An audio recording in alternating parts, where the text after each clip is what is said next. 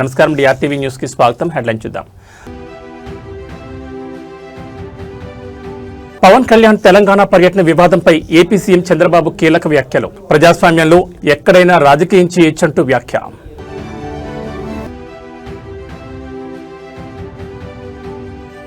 ప్రాంతీయ విమర్శలకు పవన్ కళ్యాణ్ గంభీర counter.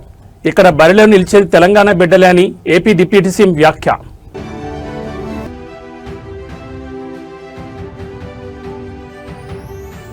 CM Revanth Reddy Telangana rising 2047 విజన్పై జర్మన్ ముఖ్యమంత్రి మారియో వోయిట్ ప్రశంసలు.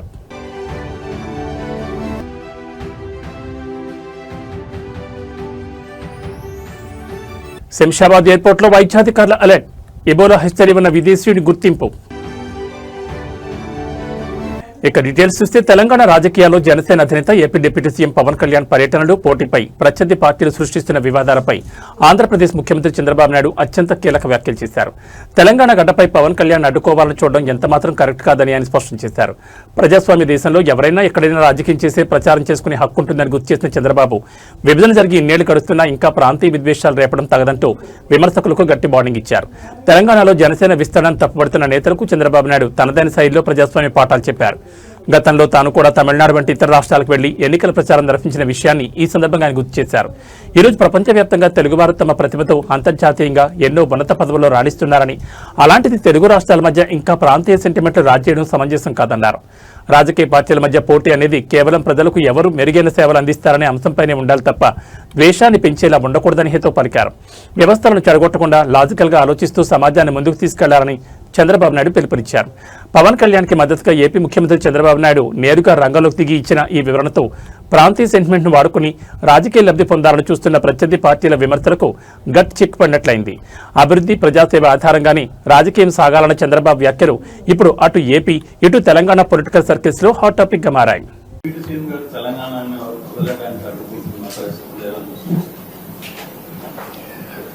అంటే ఇది కూడా కరెక్ట్ కాదు. ఇప్పుడు నేను తమిళనాడులో పోయి క్యాంపెయిన్ చేయవచ్చా? తమిళనాడుకు శివకుమార్ కూడా వచ్చాడు. ఆల్ ఇండియా లీడర్సే కాకుండా అందరూ వచ్చారు. అక్కడ కాంగ్రెస్ పార్టీ ఉంది, బీఆర్ఎస్ పార్టీ ఉంది. బీఆర్ఎస్ మొన్నటి నేషనల్ పార్టీ ఆంధ్రలో కూడా యూనిట్ పెట్టారు. ఎందుకు మాట్లాడతారో నాకైతే అర్థం కావడం లేదు. వీళ్ళు కరెక్ట్ కాదు.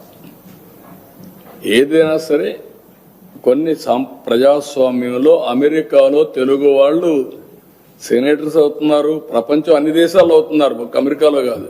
ఎవడైతే బెటర్ సర్వీస్ చేస్తారో వాళ్ళు ఆటోమేటిక్గా అవుతున్నారు. ఆస్ట్రేలియాలో అవుతున్నారు, యూరోప్లో అవుతున్నారు, అక్కడుండే రాజ్యాంగ ప్రకారం లండన్లో అవుతున్నారు.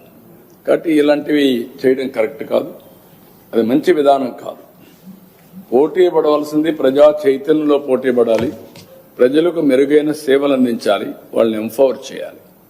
ఇలాంటివి మాట్లాడి లేనిపోని ఐ కెన్ సే అనవసరంగా ప్రజల్ని విద్వేషం కూడా అన్నాను. విద్వేషాలు కూడా వీళ్ళు అనుకుంటేనే అయిపో. ప్రజలు ఇప్పుడు 12 ఏళ్ళు అయిపోయింది విభజన జరిగి, 2 రాష్ట్రాలు విడిపోయినాయి. ఎవరెవరు ఎంత కాంట్రిబ్యూట్ చేశారో అక్కడే ప్రజలకు తెలుసు. ఇప్పుడు మనం చేయాల్సింది దీన్ని లాజికల్ గా తీసుకుపోవడానికి, చెడగొట్టకుండా లాజికల్ గా తీసుకెళ్లాలి. ఎవరున్నా అది వదిలిపెట్టి మాట్లాడడం కరెక్ట్ కాదు.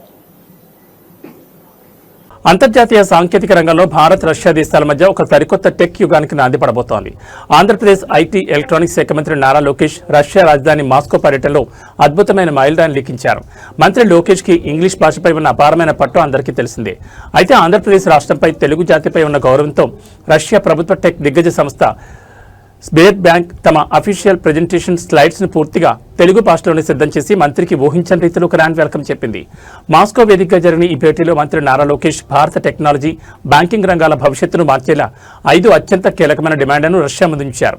మొదటిగా పశ్చిమ దేశాల చాట్ బాట్లైన చాట్ జీపీటీ, క్లాడ్లకు గట్టిపోటీ ఇస్తూ రష్యా అభివృద్ధి చేసిన స్వదేశీ జనరేటివ్ ఏఐ గిగ్చాట్ ను భారత బ్యాంకింగ్ మరియు పబ్లిక్ అడ్మినిస్ట్రేషన్ లోకి తీసుకురావాలని ప్రతిపాదించారు. రెండవది మన యూపీఐ నెట్వర్క్ కు స్బేర్ బ్యాంక్ యొక్క అడ్వాన్స్డ్ వాయిస్ రికగ్నిషన్ మరియు యాంటీ ఫ్రాడ్ సిస్టమ్స్ జోడించడం ద్వారా ఆన్లైన్ స్కామర్లకు అడ్డుకట్ట వేయాలని కోరారు. వీటితో పాటు ఏఐ ఆధారిత smart city digital safety system యువతను వరల్డ్ క్లాస్ కోడర్లుగా మార్చే స్కూల్ 21 కోడింగ్ అకాడమీలను భారత్లో స్థాపించాలని, అలాగే వైజాగ్ ఫార్మా, అగ్రి ఎగుమతిదారుల కోసం ప్రత్యేకంగా రూబుల్ స్ట్రక్చర్డ్ క్రెడిట్ లోను అందించాలని మాస్టర్ ప్లాన్ వివరించారు. ఈ స్టేట్ బ్యాంక్ అంతర్జాతీయంగా ఎంతటి శక్తివంతమైందో ఒకసారి గమనిస్తే ఇది కేవలం బ్యాంక్ మాత్రమే కాదు. 110 మిలియన్ల రిటైల్ కస్టమర్లు, రోజు 8 కోట్ల మంది యాక్టివ్ డిజిటల్ యూజర్లు మరియు దాదాపు 2.87 లక్షల మంది టెక్ నిపుణులతో నడుస్తున్న గ్లోబల్ టెక్ ఎంపైర్. ఆర్థిక సంవత్సరం 2025 నాటికి ఈ సంస్థ వార్షిక ఆదాయం అక్షరాల 2.07 లక్షల కోట్ల రూపాయలుగా నమోదైంది. ఇప్పటికే న్యూఢిల్లీ, బెంగళూరు, ముంబై నగరాల్లో విస్తరించిన ఈ టెక్ జెయింట్ ఇప్పుడు నారా లోకేష్ ప్రతిపాదనలతో భారత్ రష్యా ట్రేడ్ కారిడార్కు అసలైన గ్రోత్ ఇంజిన్గా మారేందుకు అడుగులు వేస్తోంది.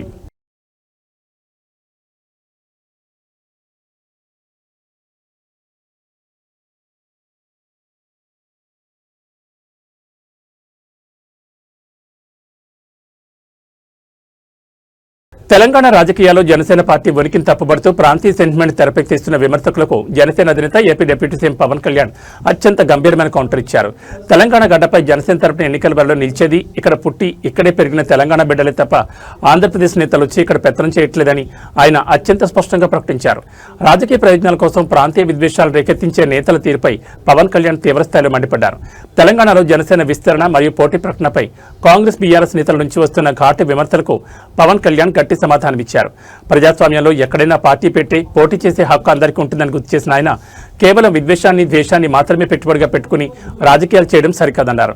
ఒక పార్టీ సాధించాలనుకుంటున్న ప్రజాదరణను లేదా సమాజంలో రావాలనుకుంటున్న మార్పును ఇలాంటి సంకుచిత విమర్శలతో ఎంతకాలం ఆపగలరంటూ పవన్ కళ్యాణ్ నేరుగా ప్రశ్నించారు.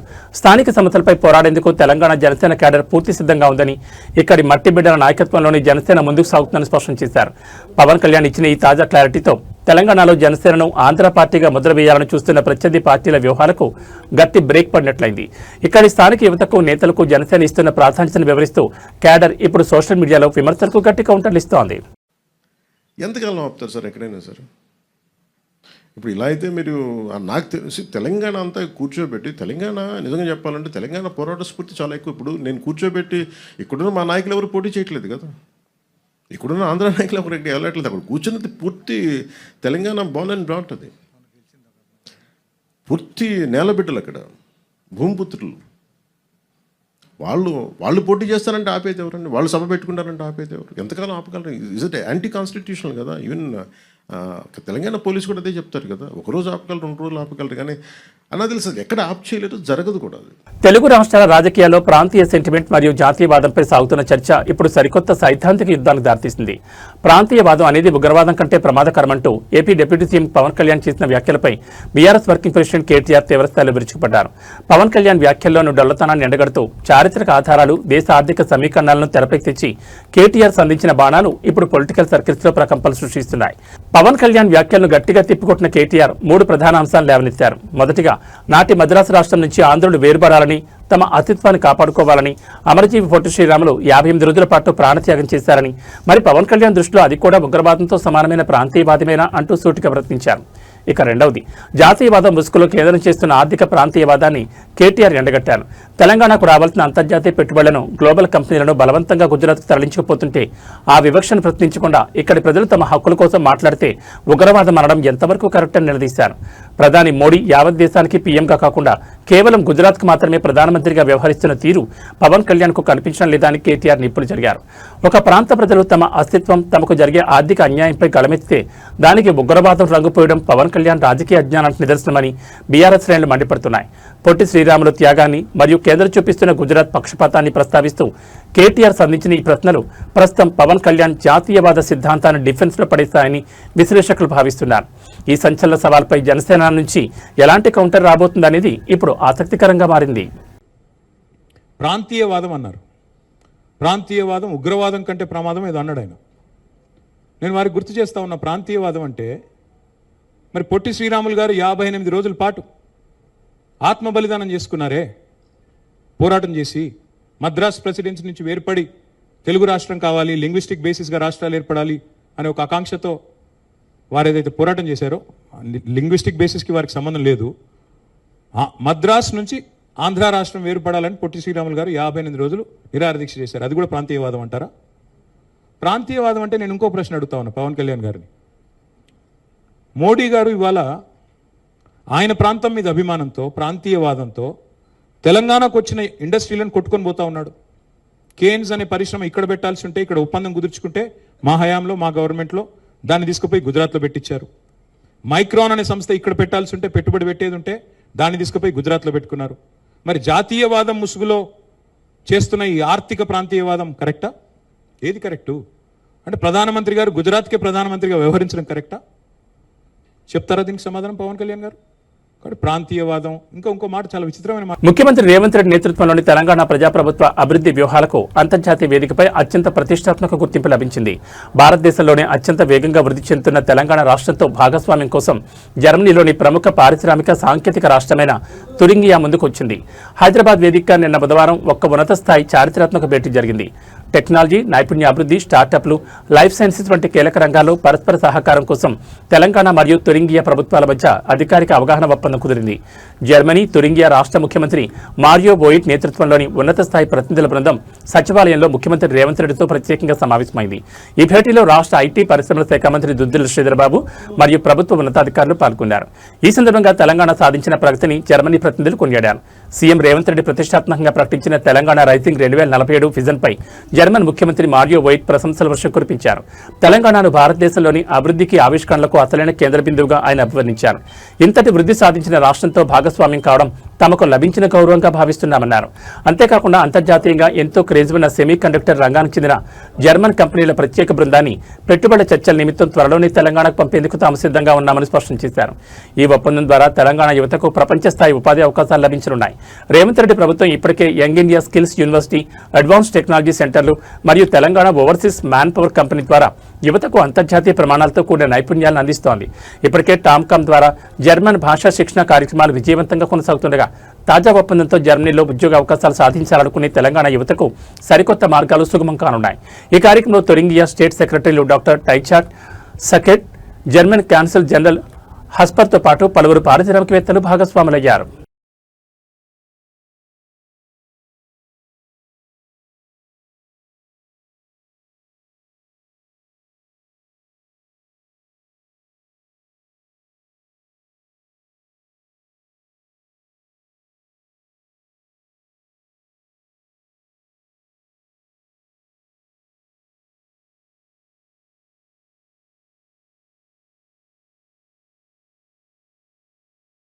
ఆంధ్రప్రదేశ్ అటవీ ప్రాంతంలో పులి సంచారం ఇప్పుడు తీవ్ర కలకలం రేపుతోంది. దేవీపట్నం మండలం గంగపాలెం పరిసర గ్రామాల ప్రజలను భయాందోళనకు గురిచేస్తున్న పులిని సురక్షితంగా బంధించేందుకు ఆంధ్రప్రదేశ్ అటవీ శాఖ రంగంలో దిగింది. యుద్ధ ప్రాతిపదికన భారీ ఎత్తున రెస్క్యూ ఆపరేషన్ ప్రారంభించింది. వందలాది మంది సిబ్బంది అత్యాధునిక సాంకేతిక పరిజ్ఞానంతో అటవీ ప్రాంతాన్ని జల్లెడపడుతున్నారు. గంగపాలెం పరిసరాల్లో పులి సంచరిస్తున్నట్లు పక్కా ఆధారాలు లభించడంతో అటవీ శాఖ అప్రమత్తమైంది. ఎక్కడా పులికి గాయం కాకుండా సురక్షితంగా మత్తిమంది ఇచ్చి బంధించడమే లక్ష్యంగా సుమారు 200 మందికి పైగా అటవీ శాఖ అధికారులు, క్షేత్రస్థాయి సిబ్బంది విధుల్లో నిరంతరం శ్రమిస్తున్నారు.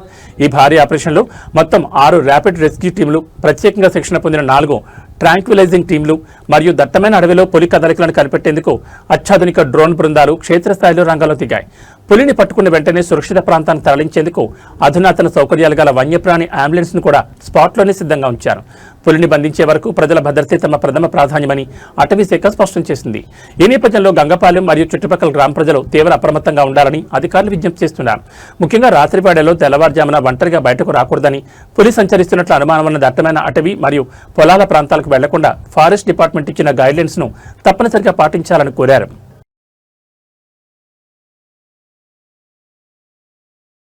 తిరుపతిలో కొలువైన భక్తజన మందారుడు గోవిందరాజస్వామి వారి వార్షిక బ్రహ్మోత్సవాలు అత్యంత వైభవంగా దిగ్విజయంగా ముగిశాయి. బ్రహ్మోత్సవాలు ముగిసిన శుభ సందర్భాన్ని పురస్కరించుకుని ఆలయ అర్చకులు మరియు డిప్యూటీ ఈవో శాంతి టీటీడీ క్యాంపు కార్యాలయంలో మర్యాదపూర్వకంగా సమావేశమయ్యారు. ఈ సందర్భంగా క్యాంపు కార్యాలయంలో ఆధ్యాత్మిక కోలాహలం నెలకొంది. బ్రహ్మోత్సవాల ముగింపు వేడుకల అనంతరం ఆలయ పండితులు, అధికారులు సాంప్రదాయబద్ధంగా క్యాంపు కార్యాలయానికి ఇచ్చేశారు. అక్కడ ఉన్నతాధికారులకు వేద మంత్రోచ్చారణల మధ్య అత్యంత పవిత్రమైన వేదాశీర్వచనం అందజేశారు. స్వామివారి శేషవస్త్రం, సెటారీలతో ఆశీర్వదించి తిరుమల తిరుపతి దేవస్థానం తరపున గోవిందరాజస్వామి వారి పవిత్ర తీర్థప్రసాదాలను భక్తిపూర్వకంగా అందజేశారు. ఈ సందర్భంగా కలియుగ వైకుంఠనాథుడైన శ్రీ గోవిందరాజస్వామి వారి దివ్య కృపా కటాక్షాలు రాష్ట్ర ప్రజలందరిపైన, దేశ విదేశాల నుంచి విచ్చేసే భక్తులందరిపైన ఎల్లప్పుడూ ఉండాలని, అందరూ ఆయురారోగ్యాలతో వర్ధిల్లాలని ప్రత్యేక ప్రార్థన నిర్వహించినట్లు ఆలయ అధికారులు తెలిపారు. ఎంతో ప్రతిష్టాత్మకంగా సాగిన ఈ వార్షిక బ్రహ్మోత్సవాల్లో భక్తులకు ఎలాంటి ఇబ్బందులు కలగకుండా తిరుమల తిరుపతి దేవస్థానం మరియు ఆలయ డిప్యూటీ ఈవో శాంతి ఆధ్వర్యంలో విస్తృత ఏర్పాట్లు చేశారు. స్వామివారి కృపతో ఉత్సవాలన్నీ నేత్రపర్వంగా ముగియడంపై భక్త శ్రేణులు హర్షం వ్యక్తం చేస్తున్నారు.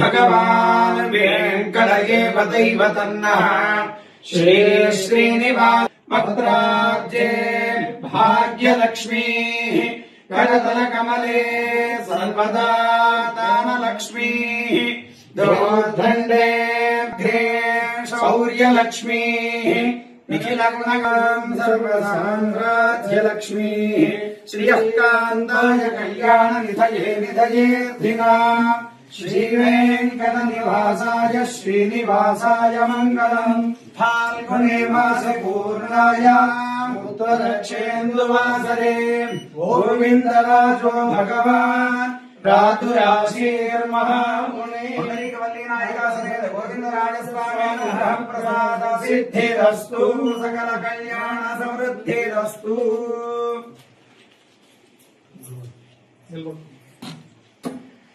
మీరు స్వామి మీరు వెళ్ళండి.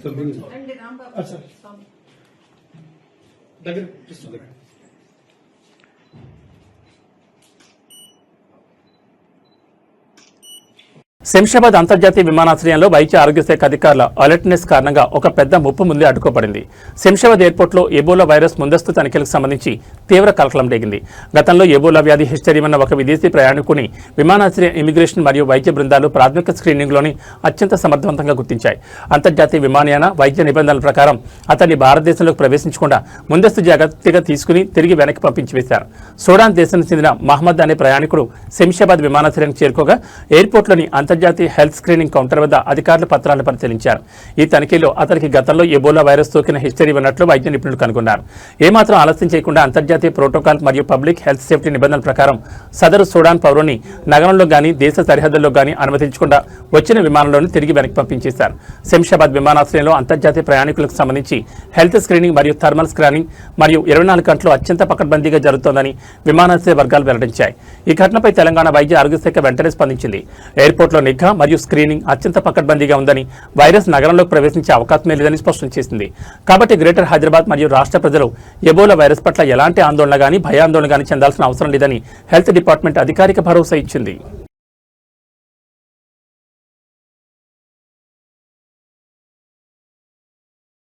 ఖమ్మం జిల్లా రైతాంగం సంక్షేమ మరియు నియోజకవర్గాల సమగ్ర అభివృద్ధి లక్ష్యంగా రాష్ట్ర ప్రభుత్వం అడుగులు వేస్తోంది.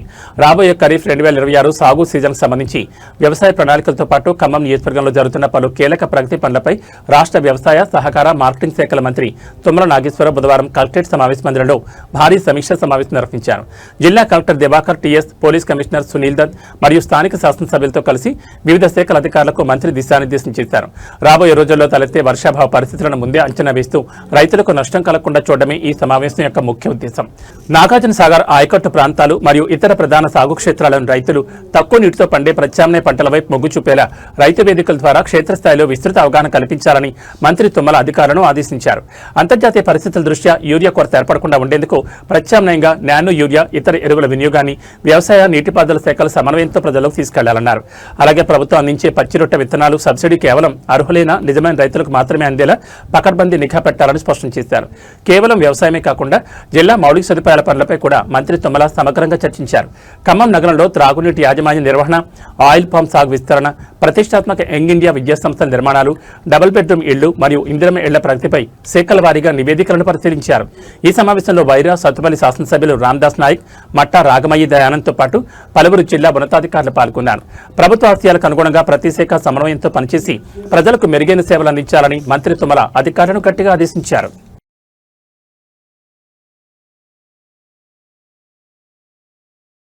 Mega power star Ram Charan, Bollywood beauty Janhvi Kapoor జంటగా నటించిన most awaited global sports drama చిత్రం పెద్ది ఈరోజు ప్రపంచవ్యాప్తంగా గ్రాండ్ గా విడుదలై థియేటర్లలో కాకరేపుతోంది. సినిమా బాక్సాఫీస్ వద్ద భారీ బ్లాక్ బస్టర్ విజయాన్ని అందుకోవాలని కోరుకుంటూ ఈ చిత్ర కథానాయిక జాన్వీ కపూర్ కలియుగ వైకుంఠం తిరుమల శ్రీ వెంకటేశ్వర స్వామివారిని దర్శించుకున్నారు.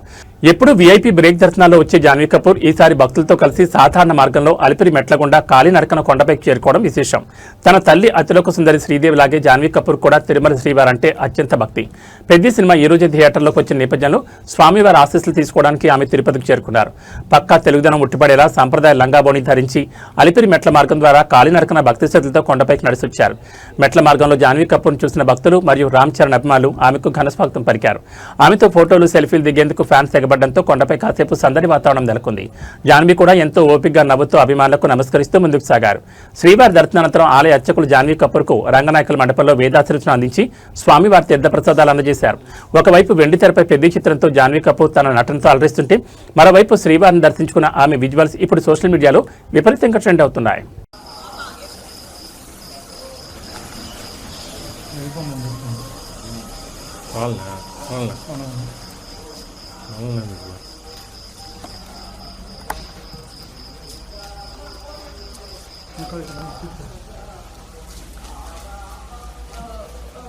లైట్ తీసుకోండి ఒక సెకండ్ సైడ్ వచ్చింది ఒక సెకండ్ చెప్తాం మేడం చెప్పాం మేడం రిక్వెస్ట్ మీరు సైడ్ వచ్చేసిందంటే మేము హ్యాపీ తీసుకుంటాం.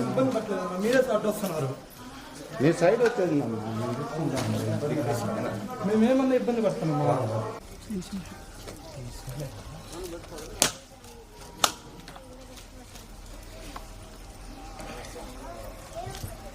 మేడం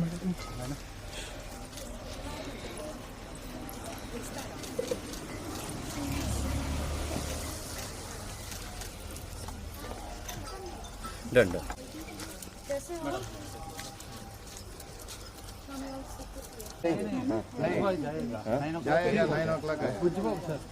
नहीं बुज्जी बाबू सर है पता है, हमें भी पता है.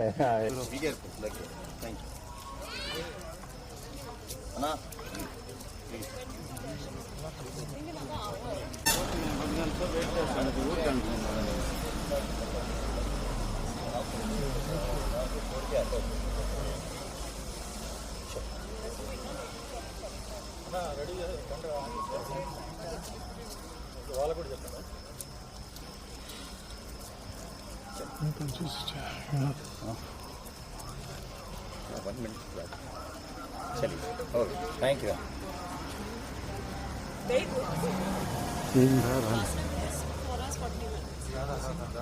खाना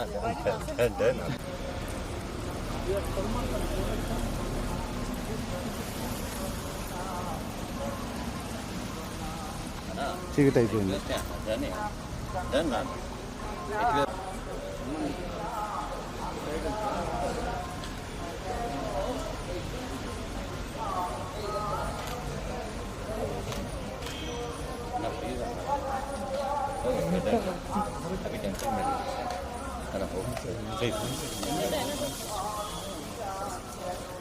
తీసుకోమంటున్నా మేడం ఓకే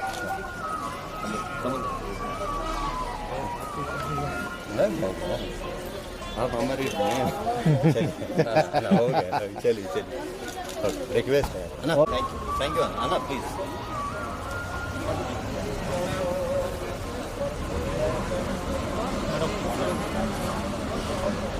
బంగారం వెండి కొనాలనుకునే వారికి బులియన్ మార్కెట్ నుంచి ఈ రోజు ఒక క్రేజీ గుడ్ న్యూస్ అందింది. గత 5 రోజులుగా మార్కెట్లో ఎలాంటి మార్పు లేకుండా స్థిరంగా కొనసాగుతున్న పసిడి వెండి ధరలు ఇవాళ ఒక్కసారిగా కిందికి దిగొచ్చాయి.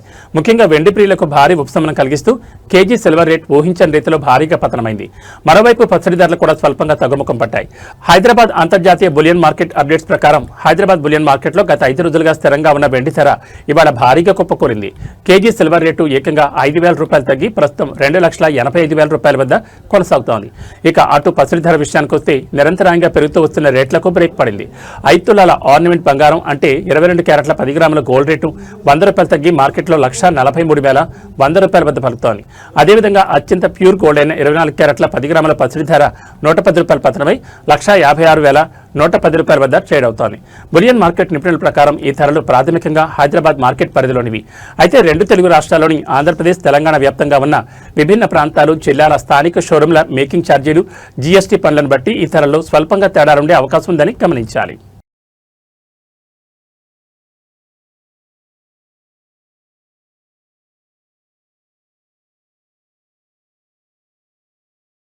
బానుడి బగబగలతో అల్లాడిపోతున్న తెలంగాణ ప్రజలకు వాతావరణ శాఖ చల్లటి కబురు అందించింది. రాష్ట్రంలో ఈ రోజు పలు జిల్లాల్లో తేలికపాటి నుంచి మోస్తరు వర్షాలు కురిసే అవకాశం ఉందని హైదరాబాద్ వాతావరణ కేంద్రం వెల్లడించింది.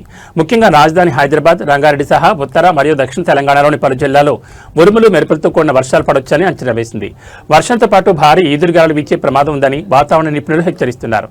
వాతావరణంలో ఏర్పడిన మార్పుల వల్ల ఈ రోజు రాష్ట్ర వ్యాప్తంగా ప్రధాన జిల్లాల్లో ఉరుములు మెరుపులతో కూడిన వర్షాలు పడనున్నాయి. ముఖ్యంగా ఆదిలాబాద్, కొమరంభీం, ఆసిఫాబాద్, మంచిర్యాల, నిర్మల్, నిజామాబాద్, నల్గొండ మరియు సూర్యాపేట జిల్లాలో పిడుగులు పడే అవకాశం ఉందని అధికారులు తెలిపారు. వీటితో పాటు ఉమ్మడి వరంగల్, హైదరాబాద్, రంగారెడ్డి, ఉమ్మడి మహబూబ్ నగర్ మరియు సిద్దిపేట జిల్లాలోని పలు ప్రాంతాల్లో ఓ మోస్తరు వర్షాలు కురనున్నాయి. అయితే వర్షం కురిసే సమయంలో గంటకి 50 నుంచి 60 కిలోమీటర్ల వేగంతో అత్యంత బలమైన ఈదురుగాలులు వీస్తాయని ప్రజలు జాగ్రత్తగా ఉండాలని సూచించారు. మరోవైపు ఈ వర్షాల ప్రభావంతో రాబోయే 4 రోజుల పాటు రాష్ట్రంలో పగటి ఉష్ణోగ్రతలు 2 నుంచి 4 డిగ్రీల వరకు తగ్గే అవకాశం ఉందని వాతావరణ శాఖ పేర్కొంది. ఈదురుగాలుల తీవ్రత ఎక్కువగా ఉండే అవకాశం ఉన్నందున ప్రయాణికులు, వాహనదారులు రోడ్లపై వెళ్లేటప్పుడు అప్రమత్తంగా ఉండాలని విపత్తుల నిర్వహణ సంస్థ కోరింది. ముఖ్యంగా పాతాళగండ్లు, హోర్డింగ్లు మరియు విద్యుత్ లైన్ల కింద నిలబడవద్దని హెచ్చరించింది.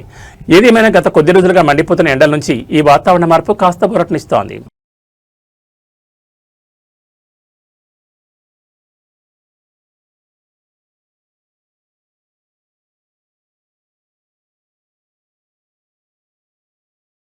ఇవి బులెటిన్ విశేషాలు. నమస్కారం.